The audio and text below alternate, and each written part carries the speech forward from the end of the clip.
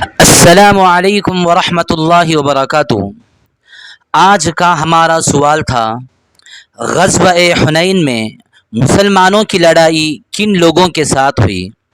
ہمارے سامنے 4 آپشنز موجود تھے: کفار مکہ، اوس و خزرج، حوازن و ثقیف۔ اوپر کے سبھی درست۔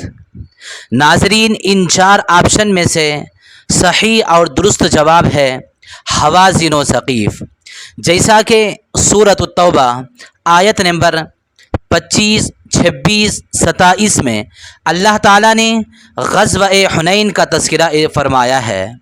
یہ جنگ شوال 8 ہجری میں واقع ہوئی۔ ناظرین، یہ کہاں واقع ہوئی ہے؟